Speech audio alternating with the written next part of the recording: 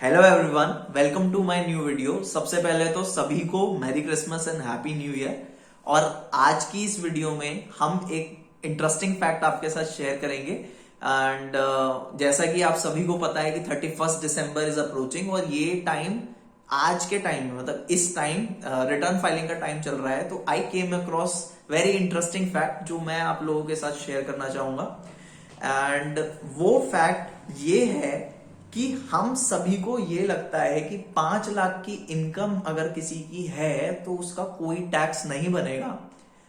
तो अगर आप लोग ऐसा सोचते हैं तो आज हम उस मिथ को ब्रेक करेंगे कि क्या पॉसिबिलिटी है कि 5 लाख की इनकम होने पे भी आपका टैक्स बन सकता है। तो इसको जानने के लिए पहले हम जान लेते हैं कि ये 5 लाख की इनकम का खेल क्या है। ढिंढोरा पिटा हुआ है और ये सबको पता है इस चीज पे। मतलब जब एक बार बजट जब भी आया था, ये जिस भी बजट में आया था, आई गेस 2019 के बजट में ये रिबेट अनाउंस हुई थी और Piyush Goyal was the finance minister, उन्होंने ये रिबेट अनाउंस की थी। अंडर सेक्शन 87 ये रिबेट दी जाती है जो कि 12,500 रुपए की है। अब क्यों ये बोला जाता है बार बार कि 5 लाख की इनकम तक कोई टैक्स नहीं है? उसका एक कारण, जो सबसे बड़ा कारण है, वो ये है कि अगर आपकी नॉर्मल इनकम, जो नॉर्मल स्लैब रेट्स पे टैक्स होती है for individuals, HUF, AOP, BOI, अगर वो नॉर्मल इनकम स्लैब रेट के अकॉर्डिंग टैक्स होती है अगर, और वो 5 लाख तक है, तो उस पर अगर आप टैक्स कैलकुलेट करने जाएंगे, जो कि अभी हम करेंगे भी, वो 12,500 तक बनता है। और जो ये 12,500 का टैक्स है, उतने ही अमाउंट का 12,500 रुपए का आपको 87A में रिबेट दे दिया जाता है, जिससे ये प्रतीत होता है, ये लगता है कि 5 लाख तक की अगर आपकी इनकम है तो आपको कोई टैक्स नहीं बनेगा। और 5 लाख, इससे बाहर एक मैसेज जाता है कि 5 लाख की इनकम पे कोई टैक्स नहीं है इन इंडिया, जो कि काफी गलत है। सही जो प्रोविजन है या फिर सही जो इंटरप्रिटेशन है इस रिबेट की, वो ये है, अगर नॉर्मल भाषा में आप जानना भी चाहें तो वो ये है कि 5 लाख तक की नॉर्मल टैक्सेबल इनकम पे कोई टैक्स नहीं बनता। हाँ, अगर आपकी इनकम जो है वो स्पेशल रेट्स पे टैक्स होने वाली है तो टैक्स बन सकता है, और वही हम अभी देखेंगे। और मुझे ये बड़ा इंटरेस्टिंग लगा और मैं ये कहना चाहूंगा, मुझे रियलाइज अब हुआ कि ऐसा हो सकता है। ऑल्दो कोई बहुत बड़ी चीज नहीं है, बट ये इंटरेस्टिंग है एंड लेट्स सी वो कैसे हो सकता है। And make sure after that, जब आप ये चीज देख लें, जब आप लोग भी ऑफकोर्स अपनी रिटर्न्स वगैरह फाइल कर रहे हो, तो इस चीज को वाइल प्लानिंग योर टैक्स ध्यान रखिएगा कि ऐसे पॉसिबिलिटी है। तो आइए देखते हैं कि भैया क्या है वो टैक्स की कंपटीशन जिसकी मैं बात कर रहा हूं। एंड मैं कॉपी की तरफ अपना कैमरा करूंगा। Let's see. तो लेट्स से एक एग्जांपल ले लेते हैं। कोई मिस्टर ए है, ठीक है। अब इन भाई साहब की ना 2 इनकम है। एक, जैसा कि मैंने अभी बताया, एक तो नॉर्मल इनकम है, ठीक है। अब वो समझ लीजिए 4,60,000 रुपए एक नॉर्मल इनकम है उनकी, ठीक है। अब ये किसी से भी हो सकती है, या तो आपकी लेट्स से कि बिजनेस प्रोफेशन से है, ठीक है, आपकी सैलरी है, ये सब नॉर्मल इनकम हो जाती है आपकी। अब मैं डिटेल में नहीं जा रहा नॉर्मल इनकम में। नॉर्मल इनकम मतलब जो इनकम आपकी स्लैब रेट पे टैक्स होगी। एक, ये कुछ शेयर्स में भी इन्वेस्ट करते हैं, तो इनको शॉर्ट टर्म कैपिटल गेन हो गया, ठीक है, from sale of equity shares, ठीक है, वो 20,000 रुपए। अब जो हमें बात ध्यान देने वाली ये है कि भैया 4,80,000 की इनकम है। पहला जो फर्स्ट थॉट आपके ब्रेन में आएगा वो क्या है? कोई टैक्स नहीं, राइट?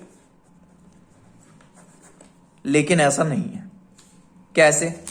देखते हैं। तो अब STCG on sale of equity shares जो है वो टैक्स होता है under section 111A at the rate 15%, ठीक है। ये स्लैब रेट पे कभी टैक्स नहीं होता, ठीक है। अब अगर हम देखें तो 4,60,000 की इनकम थी, इस पे से 2.5 लाख पे कोई टैक्स नहीं है, तो कितना रह गया? तो वो बनता है 2,10,000 रुपए, ठीक है। अब ये 2,10,000 रुपए पे 5% के हिसाब से टैक्स लगेगा। तो 5% के हिसाब से अगर टैक्स हम कैलकुलेट करते हैं टैक्स, तो वो बनता है 10,500। ठीक है। अब जो बचा हुआ 20,000 रुपए का टैक्स था, सॉरी 20,000 की इनकम थी, उस पर 15% के हिसाब से फ्लैट टैक्स लगा। ठीक है। अब 20,000 पे 15% के हिसाब से फ्लैट टैक्सेस 3,000 रुपए। ठीक है। टोटल टैक्स आपका कितना हो गया? टोटल टैक्स आपका हो गया अभी तक 14,500 रुपए। सॉरी 14,500 नहीं, 13,500 रुपीज आपका टैक्स हो गया। राइट। तो यू सी, आपकी सबसे पहली जो मिथ ब्रेक होती है वो ये होती है कि आपकी इनकम है 4,80,000 रुपए और आप सोच के बैठे थे कि इस पे टैक्स कितना बनेगा 12,500, और यहां टैक्स कितना बन गया 13,500। तो यहां अपना एक बहुत बड़ा मिथ ब्रेक होता है कि 5 लाख की इनकम पे हमारा टैक्स 12,500 ही होगा। ऐसा नहीं है।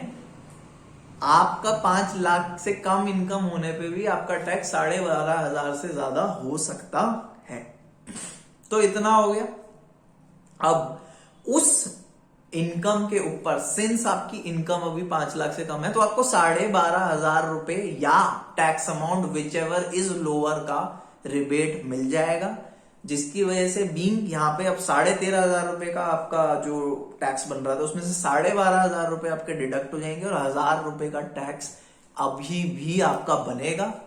तो ये चीज अपने दिमाग में रखिए, स्पेशली वो लोग जो शेयर्स में ट्रेड कर रहे हैं, सिंस शेयर्स में ट्रेड करने वालों के लिए स्पेशल रेट एप्लीकेबल है। अगर लॉन्ग टर्म में शेयर्स आपके हैं, मतलब आपके जो शेयर्स हैं आपने 1 साल होल्ड करके फिर बेचे हैं, तो आप पे 10% का टैक्स रेट लगता है। एंड अगर आपने 1 साल से कम होल्ड करके और फिर अगर आपने शेयर्स बेचे हैं तो आप पे 15% का टैक्स रेट लगता है। तो ये 2 लोग तो स्पेशली सावधान रहे। अदरवाइज भी और स्पेशल रेट्स होते हैं, जैसे फॉर एग्जांपल अगर आप की कोई लॉटरी की विनिंग्स हैं, लेकिन वो बहुत ही रेयर केस है। ये जो मतलब इन जनरल जो ये वीडियो में मतलब जिनके लिए ज्यादा इनपुट है वो ये है कि छोटी मोटी शेयर्स ट्रेडिंग कर रहे हैं आप, तो आपको इस रिबेट में पूरी तरह से मतलब कहते हैं ना कि एंजॉयमेंट नहीं आएगी, प्रॉब्लम आ सकती है। और आपकी इनकम 5 लाख से कम है तो इस चीज का ध्यान रखिएगा। With that said, at last में एक इंफॉर्मेशन जो आप लोगों के साथ शेयर करना चाहूंगा वो एक और ये चीज है कि अगर इन केस आप प्रिजम्पटिव इनकम और कैपिटल गेन दोनों की रिटर्न फाइल करना चाह रहे हैं तो आप लोगों के लिए ITR 3 फॉर्म है। एंड इन केस आप केवल presumptive income other than having capital gain, मतलब आपका कोई कैपिटल गेन नहीं है और आपको प्रिजम्पटिव इनकम की जो है रिटर्न फाइल करनी है, तो आपके लिए जो फॉर्म है वो ITR 4 है। ठीक है। और प्रिजम्पटिव इनकम से मेरा मतलब अगर जो लोग देख रहे हैं ये वीडियो और इनके लिए रेलेवेंट है वो समझ ही गए होंगे कि income under the head PGBP की मैं बात कर रहा हूं। तो with that said, let's end the video.